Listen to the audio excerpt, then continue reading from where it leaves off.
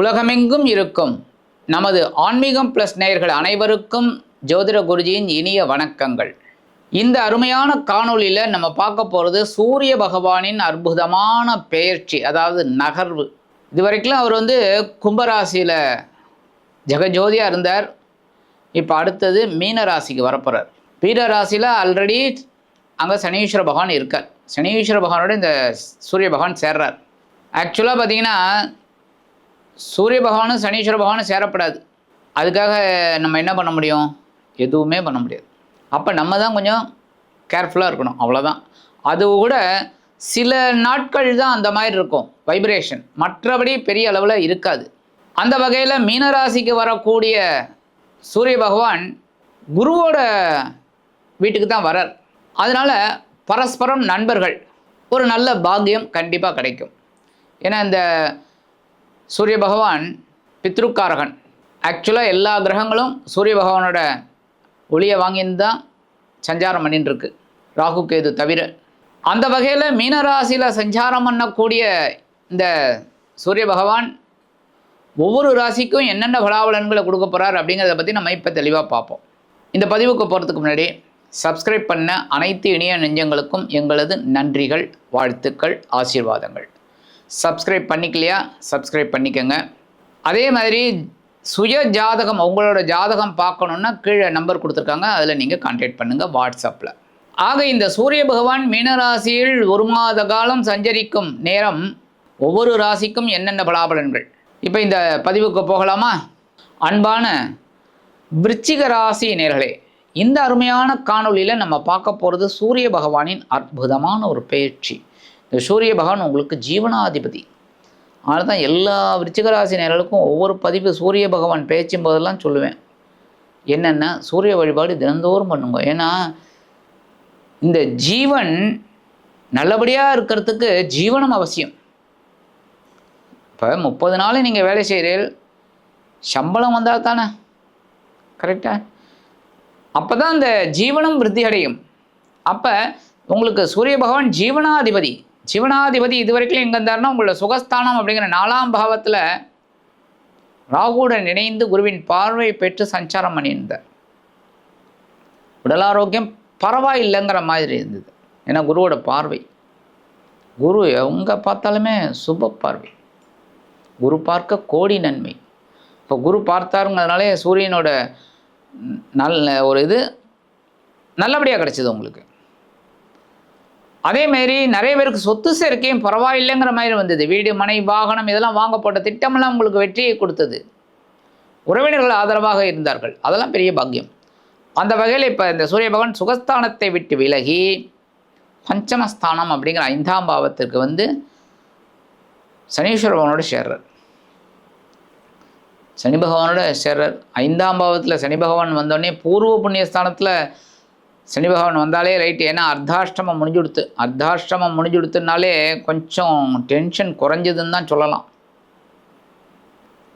ஆனாலும் கொஞ்சம் குழப்பம் இருக்குது. ஏதோ ஒரு விஷயத்தில் ஏதோ ஒரு குழப்பம், ஒன்று உத்தியோகம், தொழில், வியாபாரம், குடும்பத்தில் கணவன் மனைவி உறவு, குழந்தைகள் மூலமாக குழப்பம், ஏதாவது ஒன்று வந்து. இப்போ சூரியனும் அங்கே போய் சேர்றார். இந்த சூரியனும் உங்களுக்கு ஜீவனாதிபதி. அப்போ உத்தியோகத்தில் இருக்கிறவங்க உத்தியோகத்தில் கான்சன்ட்ரேஷனை அதிகமாக வச்சுக்கணும், கவனமாக நல்ல வேலை செய்யணும். ஏன்னா சில சமயம் நாளைக்கு பார்த்துக்கலாம் அப்படிங்கிற மாதிரிலாம் இருக்கும். அந்த நாளைக்குங்கிறத ஒத்தி வைக்காமல் முடிச்சிடுங்க மேக்சிமம். அதேமாரி புதுசாக வேலை தேடுற குழந்தைகளுக்கு கொஞ்சம் லேட்டாக தான் அந்த வேலை கிடைக்கிறதுக்கு வாய்ப்பு இருக்குது. ஆனாலும் கவலைப்பட வேண்டாம். ஆஸ் என்ன கரெக்டாக உங்களுக்கு கிடைக்கணுமோ கண்டிப்பாக கிடைச்சிடும். அதுமாரி தொழில் வியாபாரத்தில் கூட்டாளிகளை அனுசரித்து போகணும். அதாவது அனுசரித்து போகணும் அப்படின்னா அவங்க என்ன சொன்னாலும் சரி சரின்னு தலையாட்ட சொல்லலை. ஏன்னா சப்போஸ் அவங்க தப்பாக சொன்னாக்கா அதுக்கெலாம் நம்ம சரின்னு சொல்ல முடியுமா? இப்போ நீங்கள் தான் ஒரு டைரக்டர், நீங்கள் ஒரு செக்கில் சைன் பண்ணால் தான் அந்த வேல்யூடு அப்படின்னா கையெழுத்து போடுப்பா அப்படின்னா டக்குன்னு கையெழுத்து போட்டக்கூடாது. அது எதுக்கு என்ன இதுன்னு பார்க்கணுமோ அதெல்லாம் உண்டு. ஆனால் அதே சமயம் அவங்கள கொஞ்சம் கவனமாக ஹேண்டில் பண்ணுறது நல்லது. அதுமாதிரி நண்பர்கள் விஷயத்துலேயும் அவன் படிக்கிற குழந்தைகளுக்கு ஓரளவுக்கு படிப்பு நல்லா வரும் அப்படின்னாலும். ஏன்னா விருச்சிக ராசியில் முக்கால்வாசி பேருக்கு ஒரு இன்டெலிஜென்ட் ஃபிட்டாக தான் இருப்பீங்க, இல்லைன்னா சொல்ல முடியாது. ஆனால் சில சமயம் கொஞ்சம் ஒரு லேசினஸ்ஸும் அவங்களுக்கு வரும். அந்த லேசினஸ்ஸை அப்படி எடுத்துகிட்டு உற்சாகமாக வேலை செய்யுங்க, உற்சாகமாக படிங்க, நல்ல ஒரு படிப்பு வரும். அதே மாதிரி இந்த ஆன்மீக பயணங்கள் என்ன கிடைக்கிறதோ அதை மிஸ் பண்ணாதீங்க. யார் மூலமாவது கிடைக்கிறது அப்படின்னா போயிட்டு வந்துடுங்க. ஏன்னா இப்போல்லாம் வந்து எப்படின்னா, முன்னாடிலாம் நம்ம குடும்பம் அப்படின்னு சொல்லி ஒரு 4 பேர் போவாங்க, காரை வச்சுன்னு போவாங்க, இல்லை எப்படியோ போயிட்டு வருவாங்க, செலவு கொஞ்சம் அதிகமாக இருக்கும். ஆனால் இப்போல்லாம் அதெல்லாம் கிடையாது. ஒரு 4 ஃபேமிலி ஒன்று சேர்ந்துடுறாங்க.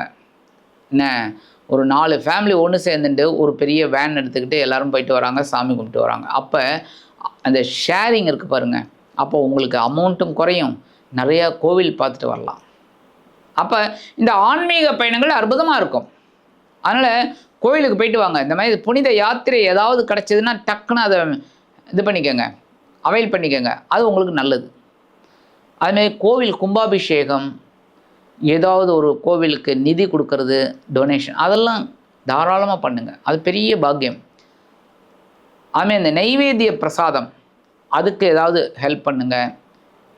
அதேமாரி கோவிலுக்கு எண்ணெய் வாங்கி கொடுங்க. நிறைய பழைய கோவில்லாம் இருக்க பாருங்கள், எண்ணெயே இல்லாமல் விளக்கே எரியாமல் கொஞ்சம் இருக்கும். அந்த கோவில்களுக்கெல்லாம் நீங்கள் எண்ணெய் வாங்கி கொடுக்குறது விசேஷம். உங்கள் குலதெய்வ கோயிலுக்கு எண்ணெய் வாங்கி கொடுங்க, அரிசி வாங்கி கொடுங்க. இதெல்லாம் பண்ணிங்கனாலே உங்களுக்கு பெரிய பாக்கியம் உங்களுக்கு கண்டிப்பாக கிடைக்கும். சரி, இந்த பஞ்சமஸ்தானத்துக்கு வரக்கூடிய சூரிய பகவான் சின்ன சின்ன குழப்பத்தை கொடுத்தா கூட உங்களுக்கு ஒரு வெற்றியை கொடுப்பார். பரிகாரம் அப்படின்னு பண்ணிங்கன்னா கண்டிப்பாக நீங்கள் வந்து சூரிய வழிபாடு பண்ணியே ஆகணும். ஏன்னா உடல் ஆரோக்கியம் நல்லபடியாக இருக்கணும், ஜீவனாதிபதி.